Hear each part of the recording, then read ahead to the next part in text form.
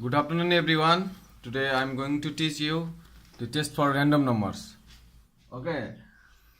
Especially there are the five types of the test: frequency test, run test, and autocorrelation test, gap test, and poker test. Out of them, today I'm going to teach you about the run test.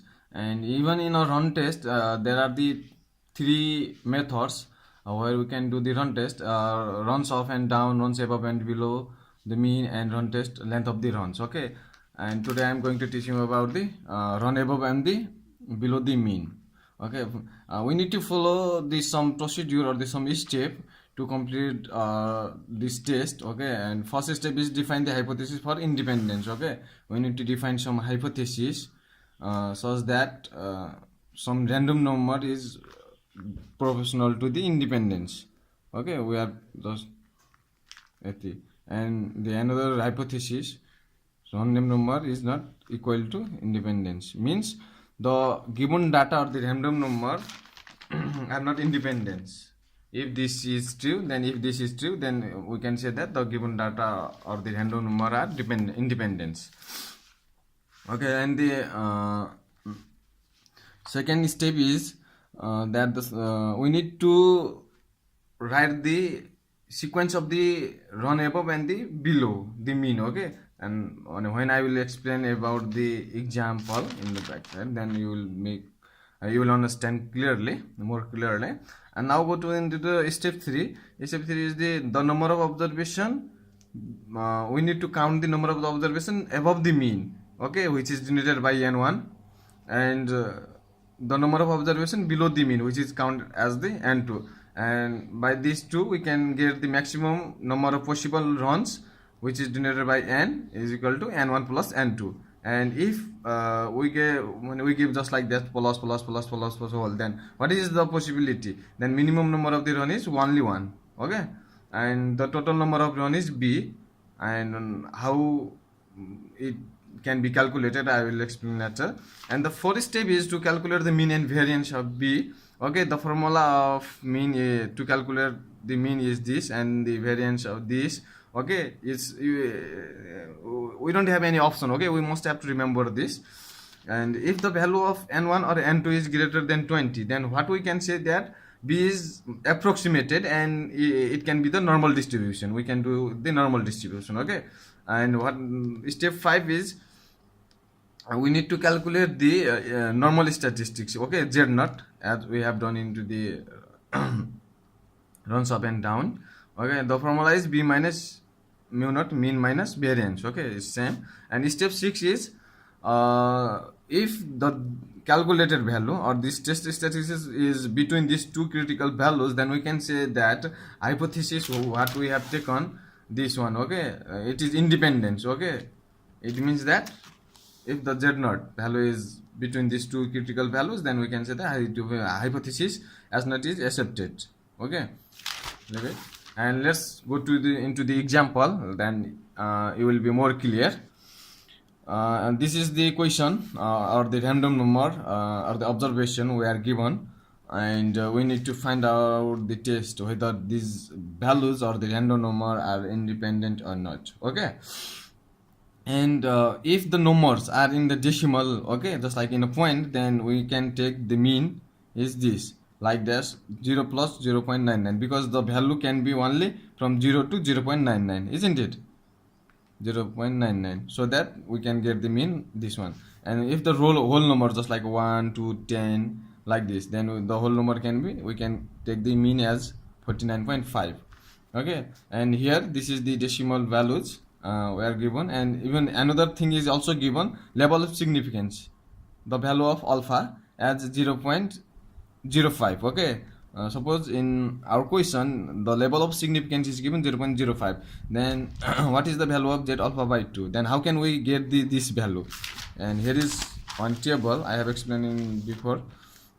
This is the table. Okay, the value of alpha is 0. First of all, alpha value is 0.05, but in the formula we need to calculate the alpha by 2. Then if we do the 0.05 by 2, then we get the z 0.025. Then this whole is alpha. Now the value of alpha is 0.05. Then we can get the 1.96 alpha z. The whole z alpha is 1.96 we get from here. Okay, and suppose we have given the value of alpha is 0.1, then just like a 0.1 by 2, then we can get like this. You can just calculate this. Okay, this is the table you need to get or understand, and from here we get the value of z alpha by 2 and 0.03. Now let's count the sequence. We will denote the value less or greater than this mean is by the plus, and if the value is less than the mean, then we will denote the minus sign. Okay, so let's see. Okay, our mean is 0.495. What is this then? This value is less than or greater than this mean value. Of course this is less than this value, then we will just write the minus. Okay, and again we will compare this one. This value is less than or greater than, of course this is greater. Okay, and whether this one is also greater. Okay, and what is this, what about this one? This one is also lesser than this mean value. Like this we will just complete the whole sequence.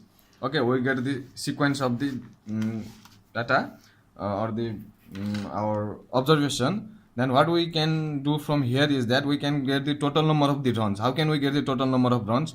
First of all, we get this minus 1 and this one is 2, means that we just take the one value. Okay, and this is the same value is repeating at the same time, then we can take the whole thing as a same, such that plus plus we are taking 2, then again it's changed into the another probability, just like minus, it means 3. This one also we can take, and this is also minus, so that we can take this whole thing as a 3, like this 4, 5, 6, 7, this 2, and this 2, 8, and this 9, and 10, and this is 11. This is 11. So that the total number of run is 11 runs. Okay. Then N1, what I have explained in the algorithm is that N1 is the total number of the occurrence. How many times the value of mean is greater than this mean. Okay, just like how many times the plus we are getting, 1, 2, okay, 3, 4, 5, 6, 7, 8, 9, 10. So that N1 values is 10. And what is the value of N2 below the mean? How many value? 1, 2, 3, 4, 5, 6, 7, 8, 9, 10. So that N2 value is also 10. Then total number of values or total numbers in the sequence is N is equal to N1 plus N2. Now we need to calculate the value of mean and variance. Okay, the formula we have discussed already is 2n into n2 by n plus 1 by 2 is equal to 2. And what is the value of n1 is 10 into 10 by 2, 20. Okay, what is why we put this 20? This because n is equal to 20. We have just discussed here. And by calculating we just get the 10.5. Okay, and what is the value of the variance? Variance is 2 into, this is the formula, we just put the value and calculate the value, 4.736. Then we need the value like this. Okay, not this in the square root, so that we just take the square root of this and we get the value this one. And how can we calculate the z0? We have the formula b minus mean by variance. We just put the value calculated above, 10 minus 10.5 by 2.1.76 is equal to, we get this one value. Okay, now we have to put this calculated value or test statistics here. Okay, if we put here, then whether this is the between these two critical values or not. Of course this is between, so that as it is accepted and the given random number are independent.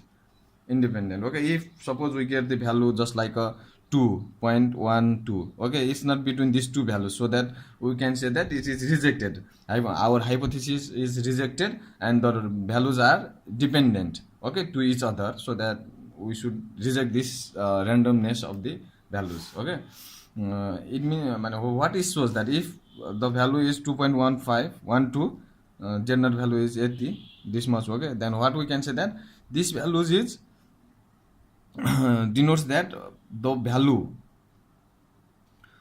sorry, the data or the observation given are dependent to each other. Okay, but now it is independent. Okay, we just test, we have to test like this.